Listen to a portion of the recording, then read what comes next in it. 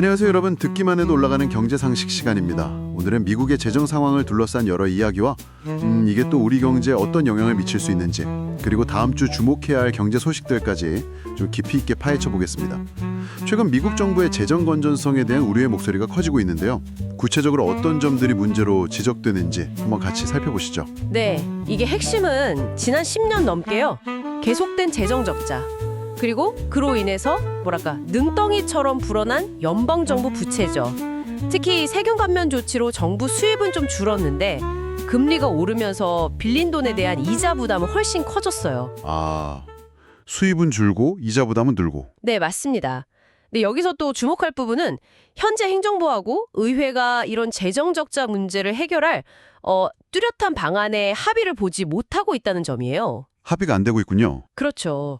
앞으로 정부 지출은 계속 늘어날 가능성이 큰데 수입 증가는 좀 더디니까 이자 부담이 더 커질 수밖에 없는 그런 구조인 거죠. 그런데 참 아이러니한 부분은 이런 걱정 속에서도 미국의 신용 전망 자체는 안정적으로 유지됐다는 거예요. 재정은 나빠진다는데 전망은 괜찮다니 저도 그 이유가 정말 궁금했어요. 네. 그게 이제 미국의 몇 가지 좀 독특한 강점들이 있기 때문인데요. 예를 들어서 국민소득 수준이 높고 또 경제성장 잠재력도 여전히 강력하고요. 혁신 능력도 뛰어나다는 점이죠.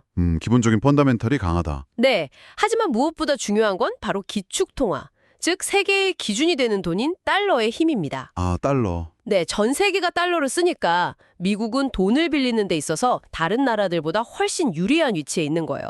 자금 조달에 엄청난 이점이죠. 그렇군요.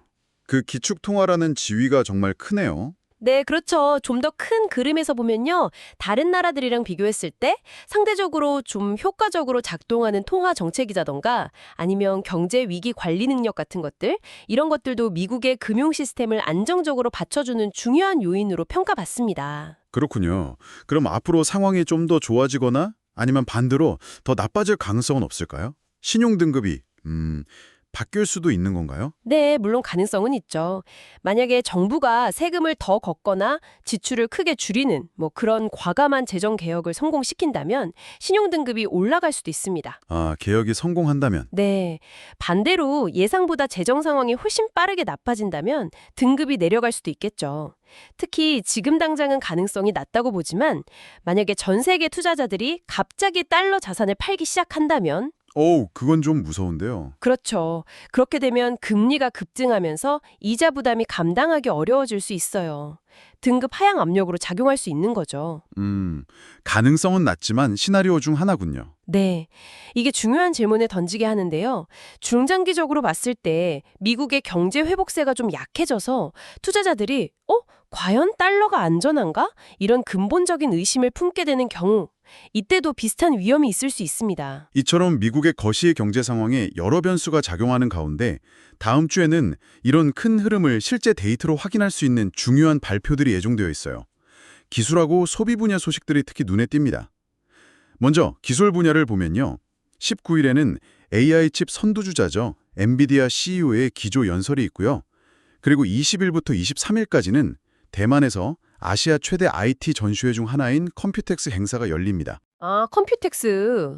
네, 기술 동향을 볼 수 있겠네요. 맞아요. 최신 기술 트렌드를 엿볼 좋은 기회가 될 거예요. 그리고 기업들의 실적 발표도 이어지는데요.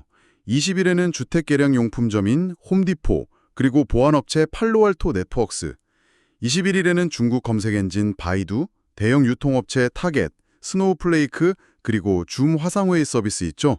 줌 등이 실적을 공개합니다. 소비랑 기업들 실적이네요. 이걸 보면 미국 가계 소비 여력이나 기업들 IT 투자 현황, 이런 걸 좀 짐작해 볼 수 있겠군요. 네, 그렇죠.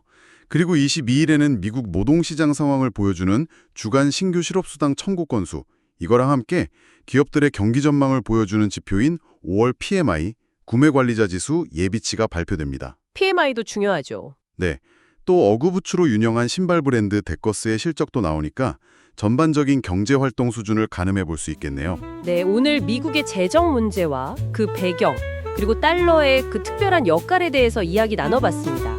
결국 앞으로 미국이 재정 건전성을 회복하기 위한 노력을 할 것인지 아니면 계속해서 달러의 힘에 의존할 것인지 이게 중요한 관전 포인트가 될 텐데요. 마지막으로 여러분들께 이런 질문을 한번 던져보고 싶습니다.